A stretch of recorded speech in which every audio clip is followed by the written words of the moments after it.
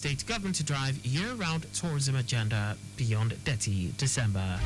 Federal government promises to deliver Akure Ikere Road dualization project in December.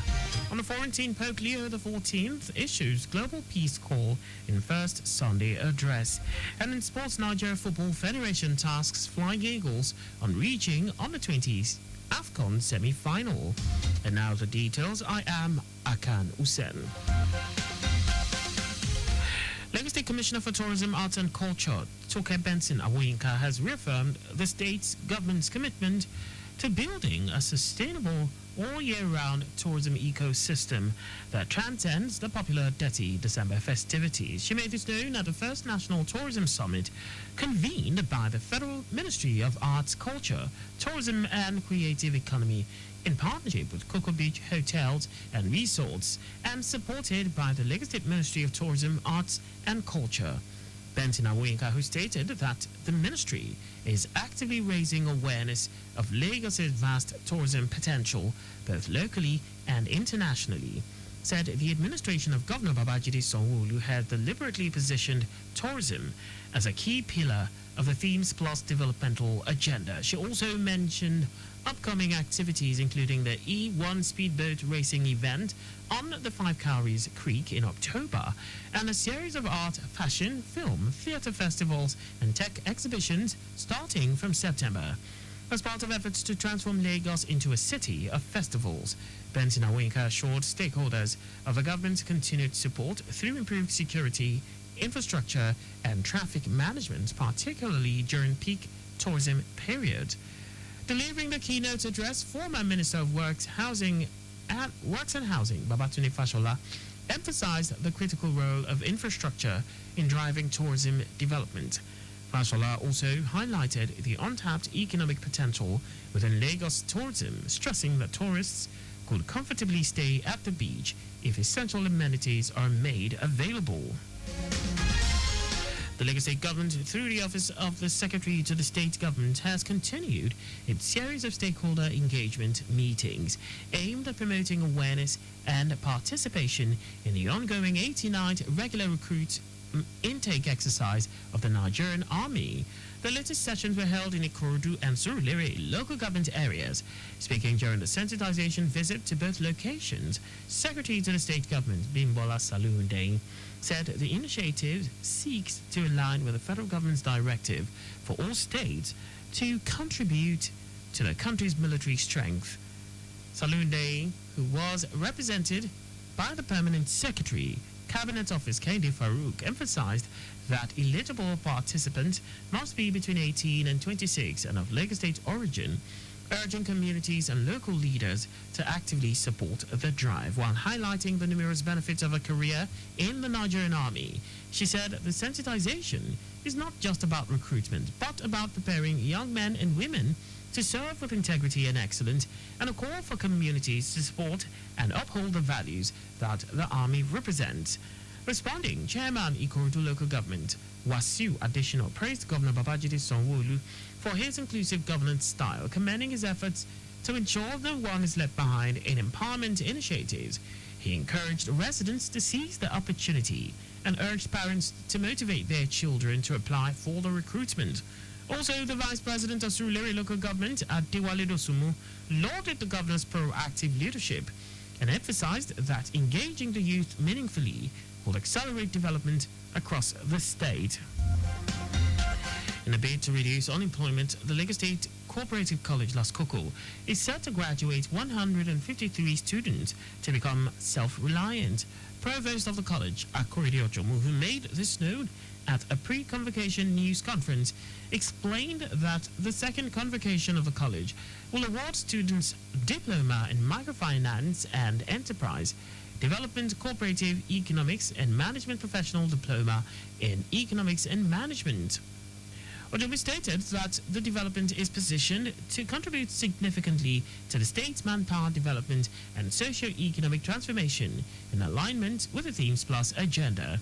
He hinted that Governor Babajide Sanwo-Olu will unveil a new academic building to accommodate the increasing numbers of students during a 3-day ceremony which will be held next week. The provost reiterated the commitment of the college to resilience, determination, and unwavering academic excellence. Abia State Governor Alex Oti has granted automatic employment to 19 best-performing graduates of a digital training program organized by the state government and the 17 local government mayors in conjunction with Learn Factory Nigeria.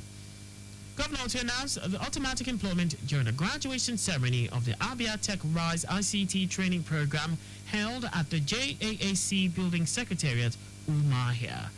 The governor expressed his administration's commitment to empowering people with 21st century viable skills.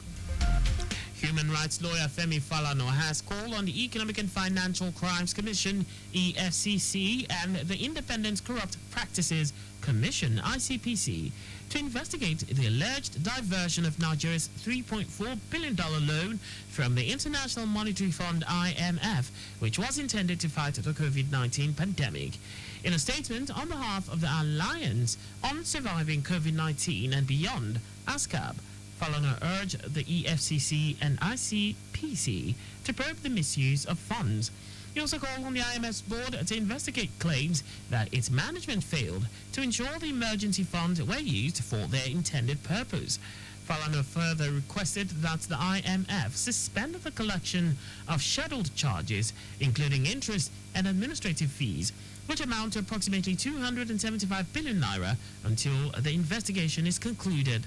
Last week, the IMF confirmed that Nigeria has fully repaid the $3.4 billion COVID-19 support loan under the Rapid Financing Instrument.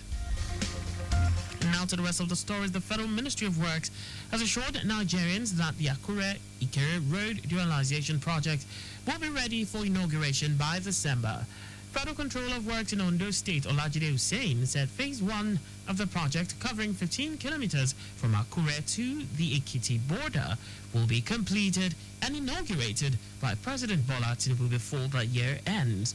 Hussein revealed that the first phase of the project costs 19 billion naira, while the second phase is projected at 23 billion naira. He explained that the ministry carries out road projects in phases to ensure one lane remains open for motorists while work progresses on the other. Hussein commended the Minister of Works, Dave Umahi, for his commitment to timely project delivery. The full stretch of the road from Akure to Ikere in Ekiti State measures over 18 kilometers with a 3-kilometer gap within Phase 1. The federal government has officially inaugurated the Project Steering Committee for the Sustainable Power and Irrigation for Nigeria (SPEEN project, a $500 million initiative aimed at overhauling the country's irrigation and hydropower infrastructure to improve food and water security. Speaking at the committee's inaugural meeting in Abuja, Minister of Water Resources and Sanitation Joseph Utsev stated that the SPEEN project is in line with President Bola Tinubu's Renewed Hope agenda. He said the project will integrate water resources management, expand irrigation development, and boost hydropower generation across 17 eligible states.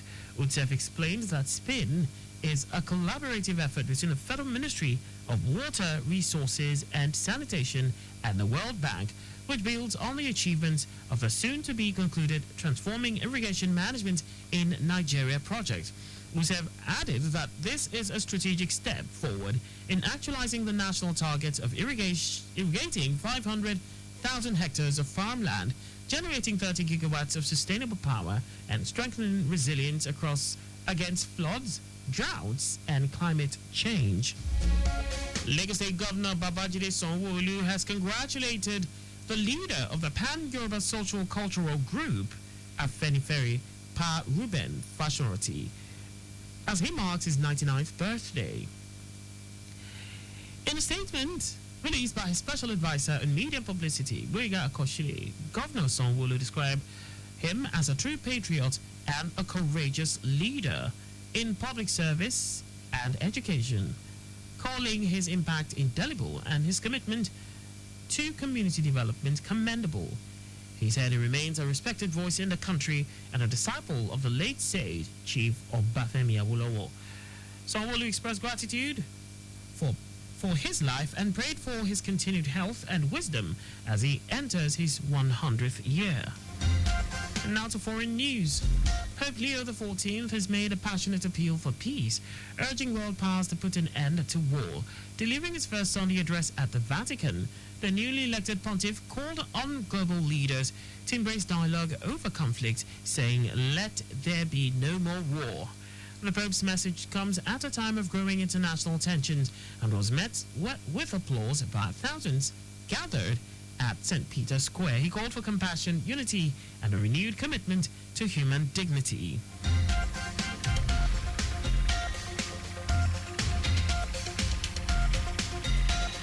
And now sports. The Nigeria Football Federation (NFF) has charged the Flying Eagles to beat Senegal in their quarter-final tie at the 2025 Africa Under-20 Cup of Nations. Secretary General of the NFF, Mohamed Sanusi, who visited the players and officials of the team at their training ground in Ismaila on Saturday, said it's important for the team to earn a berth at the 2025 FIFA Under-20 World Cup in Chile. Sanusi told the players that World Cup ticket is crucial for the country. Hence, they put in their best to ensure Nigeria secures the World Cup ticket by reaching the semi-finals. Monday's encounter will hold at the Suez Canal Stadium, Ismaila, and will kick off at 1 p.m. Nigerian time. The Flying Eagles finished second in Group B with 5 points from 3 games. And that's all for the news at 6. Maintain adequate distance from the vehicle ahead of you to avoid collision. You can follow us and like all our various social media platforms on X at Traffic Radio 961, Facebook Lagos Traffic Radio 96.1 FM, Instagram Lagos Traffic Radio 961. On YouTube, subscribe and watch us live on our channel, Traffic Radio 961. You can also visit our website on www.trafficradio961.ng. To end the news, here are the highlights of the major stories. Lagos State Commissioner for Tourism, Arts and Culture, Toke Benson Awenka, has reaffirmed the state government's commitment to building a sustainable all-year-round tourism ecosystem that will transcend the popular Dirty December festivities. The Federal Ministry of Works has assured Nigerians that the Akure-Ikere Road dualization project will be ready for inauguration by December. We also told you that the Pope Leo XIV has made a passionate appeal for peace, urging world powers to put an end to war. And in sports, the Nigeria Football Federation (NFF) has charged the Flying Eagles to beat Senegal in a quarter-final tie at the 2025 Under-20 Cup of Nations. For contact with the newsroom, please send a message to info@trafficradio961.ng. And that ends the news broadcast compiled by Adirayo Iduwolaya. I am Akan Usen. Thanks for listening and please stay safe. Good evening.